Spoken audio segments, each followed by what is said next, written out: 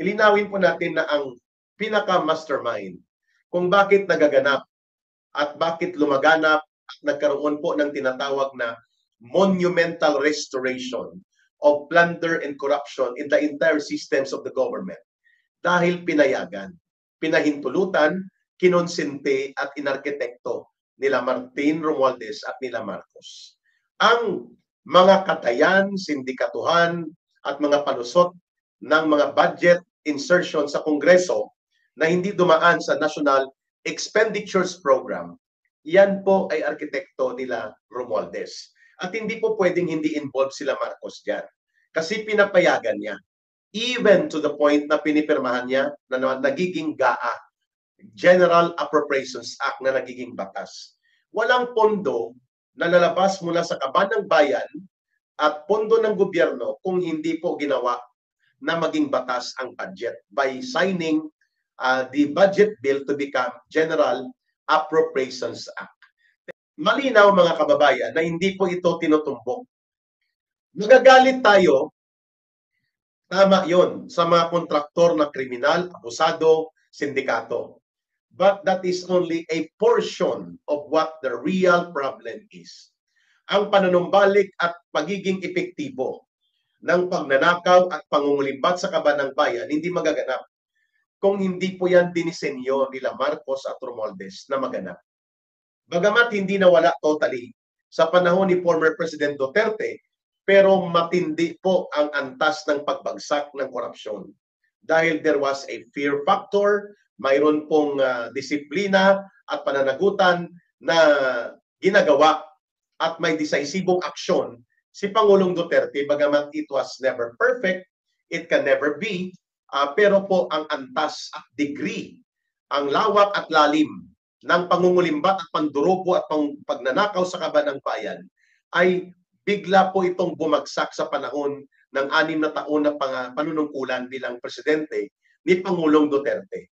Ang ibig ko pong sabihin, let us not be swayed o confused dito po sa kung ano at sino ang may principal na pananagutan kung bakit nagkaroon at nangyari po ang malawakang korupsyon at mga pangungulimbat sa kaban ng bayan.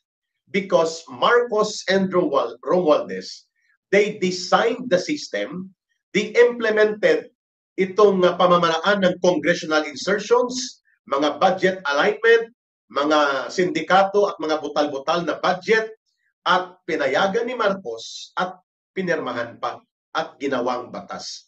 Kaya katawa-tawa po, no, bagamat we can sympathize, katawa-tawa po yung ginawa na paglusog ng mga grupo nila Teddy Casino, ng mga anak bayan, doon po sa mga komunistang operatives, no, for optics and visuals, na tinapunan po ng putik at ng pininturahan at binandalize nila ang bahay ng mga diskaya sa Pasig.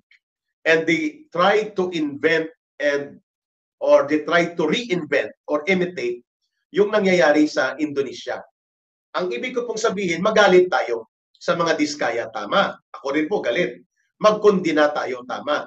But let us also hit hard and focus the center of accountability sa kung sino talaga ang pasimuno ng nakawan at ng mga pandarambong sa ating bayan na nanumbalik pagkatapos po na bumaba sa kapangyarihan si Pangulong Rodrigo Duterte. And it's Marcos and Romualdez. Kasama siyempre ang asawa ni Marcos. Ano man po ang pandaraya, sindikato at estafa at mga palusot sa budget charm almond mix vlog, hindi po yan mangyayari na maipapalabas ang pondo kung hindi pipirmahan ni Marcos ang budget bill na nanggaling sa Kongreso na mangold budget, no, kinatay-katay na at dinaya at sinindikato, ngunit pinirmahan niya pa rin at ginawang GAA, General Appropriations Act. At iyan po ay may pagkikipagsabwatan dito sa mga players na ito. Kaya hindi ko po nakikita ang mga privilege speech na yan ni Ping Lacson, ni Mayor Magalong, itong CPP, NPA, NDF, kapos po eh. Hindi po nila tinutumbok ang punot ugat at pinagmulan kung bakit nanumbalik at lumawak, lumalim at naging malubha, matindi ang pandarambong sa kaban ng bayan, it's because of Marcos and Romualdez. The evil triumvirate. Marcos na pinapaandar at kakumpas ang kanyang asawa at ang kanyang operatiba na tirador ng pundo at kung may hari ng tundo na si Asyong Salonga, doon sa mga legends sa criminal world, may hari ng pundo itong si Romualdez. Na ang kanyang kinokonsente at ang pinaglilingkuran ay ang interest ng triumvirate. Lisa Araneta, Marcos Bongbong at Martin Romualdez. Poder at pundo, yan po ang kanilang triumvirate, evil triumvirate. Oust Marcos now, sabi ni Agustin Ruiz dapat. Marcos resign, Marcos layas. Tama po kung sa barangay captain, ang huling pipirma kasi dati, ako barangay official, bakit hindi sila nababanggit ngayon?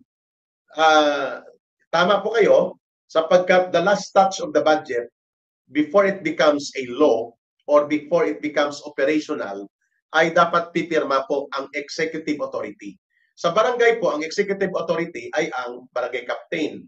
Bagamat sa barangay council nang gagaling ang approval or ang kanilang pagpapasa ng mga pundo at proyekto at ng programa, same with other agencies of government. Kaya nga may NEP, National Expenditures Program. Ipapasok po yan sa Kongreso, both the House of Representatives and the Senate. Pero ang gagawa po ng desisyon kung ito ba ay gagawing batas at ipapatupad si Marcos. That is why mali si Ping Lacson na parang mga kontraktor at taga-DPWH lang ang kanyang nakikita dito. At ini-exonerate nila o ipinapawalang sala po si Marcos na siyang pinakapunot dulo nito and si Martin Romualdez. Even the Senate, ang pagwawalang bahala po nila Chis Escudero at ng mga senador in the 3 budget cycle, budget ni Marcos nagsimula noong July 2022 dahil siya na ang nagpapatupad. So naging July 2022, July 2023, 24, and then 25. Yun lahat po ng mga budget na ito, kay Marcos po nanggagaling ito. At lahat ng yan, nagkaroon ng congressional insertions, mga pork barrel na ibinalik at mga pandaraya at mga pangsindikato. Ang tanong, bakit pinalusot ng Kongreso? Bakit yung mga insertions nila Saldico by the hundreds of billions at nila Martin Romualdez kinonsenti ng Senado? At sa BICAM or Bicameral Committee Conference na dapat doon po yan inaayos, bakit pinayagan din ni Martin Romualdez at nila Chis Escudero na ipalabas ito at ipadala sa presidente? Kasi alam po natin na gusto din ni Marcos na mangyari po yan. Kaya ang lahat po ng mga pananagutan, bagamat nagagalit tayo at gusto nating singilin, bawiin, at papanagutin po itong mga criminal contractors at mga kriminal na kasabwat nila sa DPWH, sa DBM at sa COA. Papanagutin din po natin una sa lahat si Marcos at sila Romualdez, sapagkat sila po ang punot dulo nito. Lahat po ng pupunta sa EDSA, dubli ingat. Sabi ni Gemma Ferredo, thank you po Sabi nga ni VP Inday doon pa lang sa budget ni BBM, makikita mo na agad bakit pa magtataka siya at pipirmahan pa niya ang mga ito. At ngayon, he is playing innocent as if wala siyang kinalaman dito. Norin Tua. Aharangin na naman yung protesta na yan, sir. Sikilin talaga. Wala yan si Ping Lacson, balimbing yan. Sabi ni Norin Tua. Okay. Walang magnanakaw kung hindi pinirmahan ang budget, kaya may trilyon ngayon na ninanakaw. Okay. Daniel Go, dapat sana kasuhan yung mga nagrally na nagbandalize at ng gulo kahapon. Kasi po delikado yan. Kapag tayo po ay manawagan ng mga kaguluhan, ng mga karahasan, magre-resulta po yan sa tinatawag na lawless violence. Once the violent actions will be initiated, hindi mo na po mapipigilan yan. Anything can happen na. And then there will be lawlessness. Yan ang inaantay ni Marcos at ng kanyang mga alipores na magdideklara po sila ng martial law.